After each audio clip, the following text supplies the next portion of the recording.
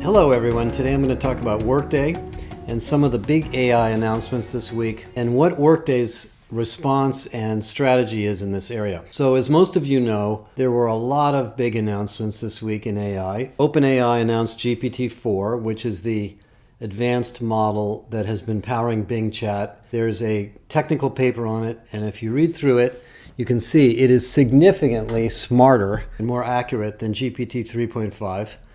And I published an article a week ago from an MIT study that proves through several thousand people that users of GPT-3, not 4, are significantly more productive for office-related work than those who don't have access to it.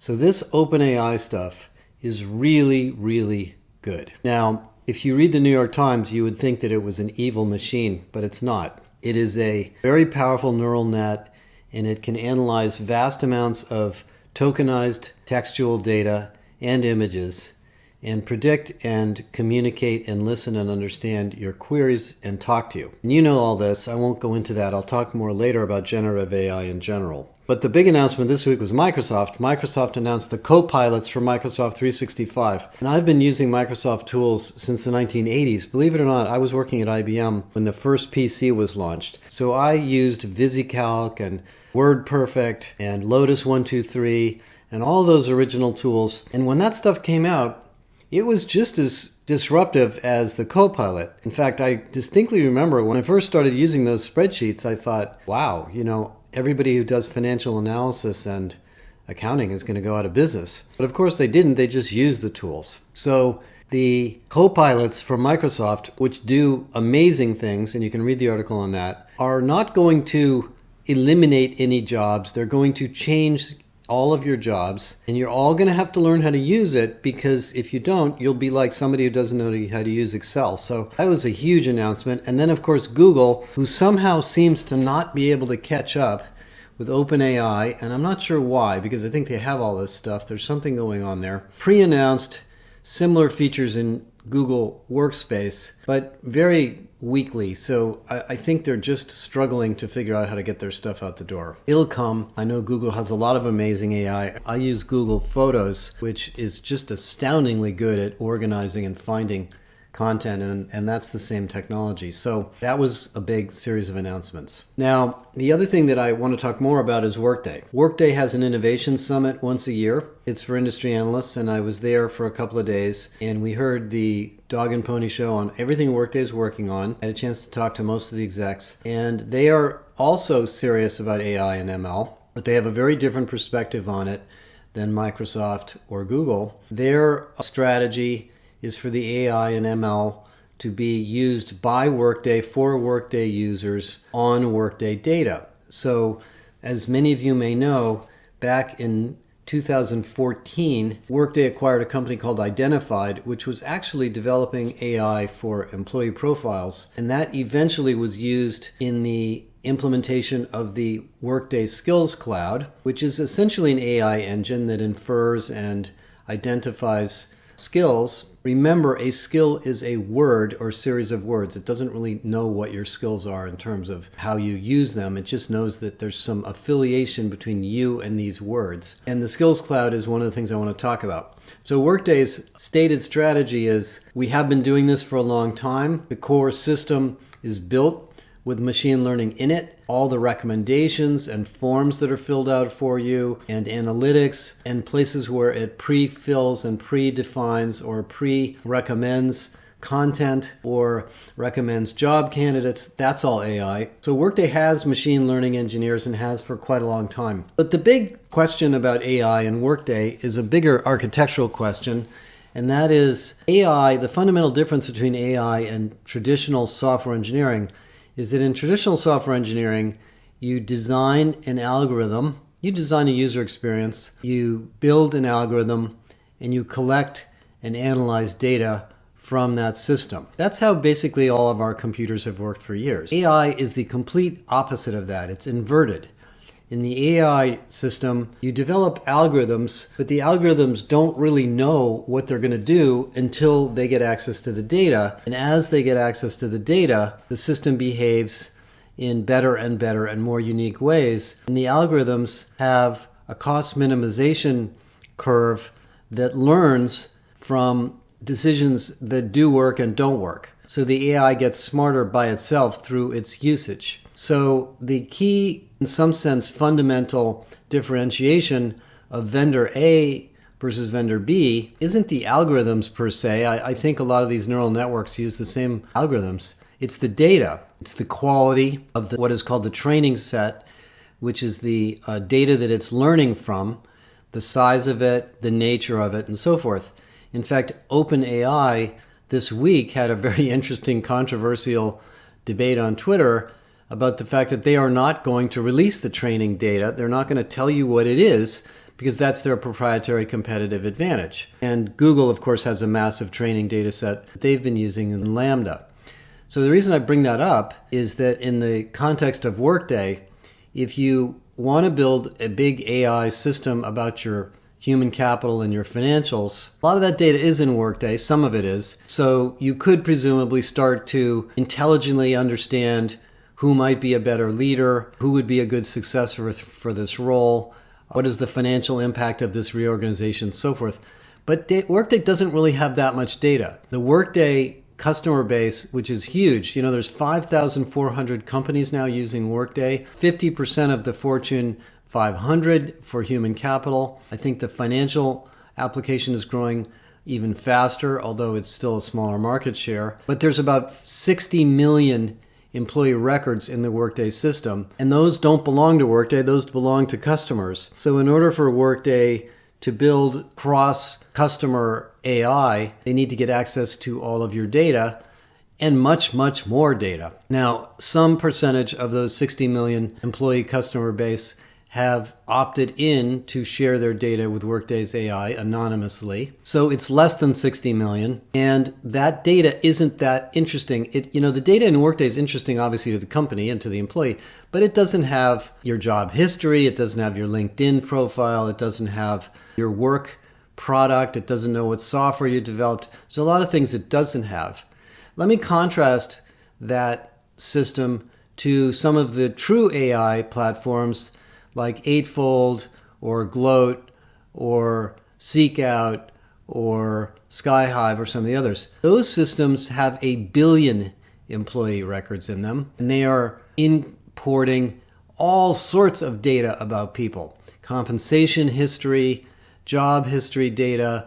Seekout looks at your GitHub submissions if you're a software engineer, nursing data, assessment data that has come from assessments you may have taken inside of your company. And one of them, I won't mention the name of them, for example, can look at company A versus company B, and by looking at the job and profile information in the employees in company A versus the job and profile information in the company B, and then looking at the people that are maybe manager or senior manager and higher, it can actually tell you the difference in leadership capabilities or leadership strategy or leadership culture between the two companies. That is a really, really fascinating thing. You couldn't possibly do that in Workday today. Now, I had this debate with Cheyenne and some of the other people there, and their strategy to import all of this other data is to use Prism. Prism is the big data system that Workday acquired from Platfora, and it was designed as an analytics system. I don't know if it can accommodate all of this unstructured data. So there's some limitations to what Workday's AI can do, but I'm not saying anything against it. It does a lot for Workday customers, and it's going to be a ubiquitous part of the Workday suite. As far as generative AI, there isn't a lot going on at Workday in that area at the moment. They have a few little prototypes they're playing around, but they don't seem to have done much with it yet. But they're very aware of what it is, and they're working on it. But let me add another big thing about Workday. Of all of the meetings I've been to at Workday, I must have been to 100 meetings looking at Workday and talking to people. This was the first time that I felt like the HCM suite really came together in a very mature way. Workday HCM, of course, is many considered to be the most advanced human capital ERP system on the market. You could debate that, but there's lots of things great about it. It's built on its own proprietary object model. It has its own global security system. It's highly scalable. It runs on multiple public clouds and the Workday private cloud. And it's very functional and very widely used in many industries. But in the early days of it, it was closed. I used to think of it like the Apple iPhone. It was a beautiful system, but you couldn't do much other than what they gave you.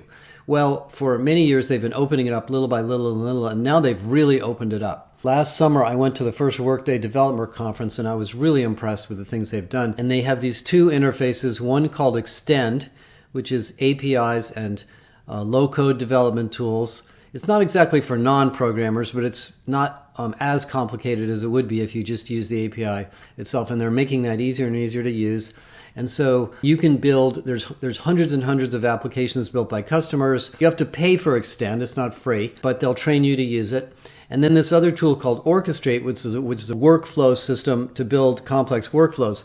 So what Workday's strategy is relative to AI and ML is to use Extend and Orchestrate and Prism to bring other data sources into Workday. So Fannie Mae, for example, who was at the conference, talked about how they're bringing a lot of their financial data into Workday. They're basically running Workday financials. And their intention is to use the Prism system to do more intelligent analysis of the loans that they're giving and some of the characteristics of the loans. So there's a plan here, and for the customers that have deep implementation of Workday and they have the HCM system up and running and they're using most of the modules inside of Workday, there's no reason why they wouldn't put more data into Prism and start to use AI against the whole data set. I don't know if it will be as scalable as the other alternatives. Obviously you can do this in other systems. There are big data systems from AWS. There's big data systems from Azure, Microsoft, Google, and they're all adding AI APIs right into their cloud offerings. So Workday's kind of going down that path, but they're clearly aware of this technology and they're working on it. And I think relative to the other ERPs, they're in really good shape. One could make an argument that the ERP idea of having a system for finance, a system for HR, a system for marketing, a system for supply chain, a system for manufacturing, a system for patient care, and so forth in different industries could really be disrupted by AI, because a business AI system, which we will see somewhere in the next few years, should be able to look at data across all of those functional areas and give you intelligent information about your company's operations and how these different functions are working together. I actually know a vendor that's working on this. And that's certainly where Workday's seeing the world going, and they're trying to get there from here. I can't speak to Oracle and SAP's AI strategy at the moment, but I'll tell you more about it as soon as I talk to them. But getting back to Workday HCM, Workday HCM and Skills Cloud has really come a long way. The core HCM system, of course, has been around for 15 years. And over the years, Workday has added a lot of capabilities. The recruiting system, the employee experience front end, this tool called Workday Everywhere, which manifests Workday transactions through Microsoft Teams, the Workday Learning Platform. There's a career hub. These things have gotten better and better and better. And we saw a demo. Originally, of course, when they first come out, they're a little bit short on functionality because the Workday product engineers and managers have a lot to do. But they've really built it out. And David Somers, who runs the HCM group, who I've worked with for a long time, has really brought this group of product managers together into a much, much more integrated suite. And we saw some demos that I think a lot of the specialized vendors would be surprised to see from Workday. Because what's happening in HCM, from our perspective, is what we call systemic HR, which means that none of the individual functions of HR can effectively operate alone anymore. You can't just hire people and optimize hiring without looking at internal mobility, skills data, possible development of people for these new roles, the job architecture, the retention and employee experience issues that might be preventing people from staying in these jobs, and even the job design itself and the job descriptions. So this thing that we used to think of as recruiting is much more complex. We call it recruit, retain, reskill, redesign. We call it the 4 R's. So the idea that the ERP or any other HCM system is going to optimize one part of HR is great, But we needed to do more than that. We needed to interconnect. And so in some sense, where Workday's gone is really where the HR function has to go into a more integrated way. Now, that is not to say that the standalone HCM vendors are about to be crushed by Workday. That's not true. We work with all of them. If you look at Eightfold and the second and third order AI and matching and intelligence capabilities they have, those are things Workday can't do. If you look at Beamery and the types of sourcing and intelligent selection and candidate relationships they can do, Workday's not at that level of capability. If you look at what Cornerstone and Degreed and Docebo can do in learning, there's features that are missing in Workday. And you can go through Gloat, and there's things in Gloat that Workday hasn't even really thought about in the talent marketplace. So virtually every part of the HCM suite is represented in Workday, but there are still really incredibly strong other vendors in these niche, or I wouldn't call them niche, but in these other functionalities that are very, very good also. So I don't think there'll be a lot of consolidation. However, one more thing, and I talked with Anil about this, there is a recession, there is a slowdown, there is going to be tighter budgets. Most of you aren't going to have unlimited budgets for HR technology. And somebody in your company, in IT or HR, is going to look at all the stuff you're buying and say, how come we have all these tools? Can't we put it all in Workday? And you're going to have to defend that. And so I do think for the next year or two, until we come out of this economic malaise, we're going to see more consolidation. And Workday's in a very, very good spot because of the integration and the functional sophistication they've added. Let me talk about the Skills Cloud for a minute, and then I'll cut this off because I don't want to go too long. So everybody that I talk to that's in a Workday environment is asking questions about the Skills Cloud. What should we use it for, and how do we get it up and running? And I think that's the wrong idea. The Workday Skills Cloud was originally conceived to be a skills engine for the Workday system. And during the time it was first developed, there weren't a lot of skills engines out there. There wasn't a lot of conception of how this was going to work. The AI models were a little bit new. We didn't have ChatGPT. So it was really a very simple system. It was really a database for skills. It did some first generation AI to try to determine what an employee's skills were by looking at their performance appraisals and their profiles and things like that, their jobs, their job titles, job descriptions, and so forth. And people kind of were interested in it, and they weren't sure what they were going to do with it, but they thought it was a good idea. So most people licensed it, most Workday people licensed it. And all of a sudden, there was this huge barrage of skills technology from other vendors. Degreed and now Cornerstone and Edcast in the learning area, Eightfold and iCIMS and Beamery and Phenom in the recruiting area, Gloat and Fuel 50 and a bunch of smaller companies in the talent mobility area, the large skills technology vendors like Skyhive and Retrain and others. And these companies were much, much more advanced in their thinking than Workday at the time. They were building skills engines from billions of records with advanced AI, and I think Workday discovered that they were not really there yet. And so many of the Workday customers believed they could use the Workday Skills Cloud as the repository for all these skills. But in reality, as you may or may not understand, the skills dialogue or the skills issue is not like competencies. These are not things you write down and design. There are tens of thousands of skills being created all the time. Every time a new technology or algorithm or tool is created, there's a skill. So the skills technology that we're coming to build is really a living, breathing metadata management system. I like to call skills as the metadata of humans, really. Everything about you, in some sense, could be called a skill. So what the Skills Cloud, is becoming is really a skills platform that can consolidate and centralize a lot of the information that's being used for particularly specialized purposes in the recruiting tools and the talent mobility tools, in the talent marketplace, in the learning system, even the pay systems. By the way, if you read the research we just put out this week on pay equity, there's no way to fix the pay equity problem in companies until we understand skills and refer pay to skills too. So the Skills Cloud is kind of taking on a new life, and it's come a long ways. So for those of you that are Workday customers, I think you'll be surprised that it is not as difficult to understand as it used to be. And they're doing a lot of things to make it more functional to use. Now, that doesn't mean that the skills effort in your company is a technology project. It is not. And we do a lot of skills workshops for companies, and we're willing to do this for any one of you. You need to think about skills as a means to an end, not an end. Skills is a technology that can help you improve performance, retention, recruiting, leadership development, succession management, etc. Sitting around and debating what your skills are and putting them into a database doesn't actually solve those problems. So we really encourage people to start with the problems and the domains and look at skills and capabilities in academy formats before you go out and try to build this massive database. Because whatever the size or quality of the skills data you get from Workday or anybody else, it's going to change.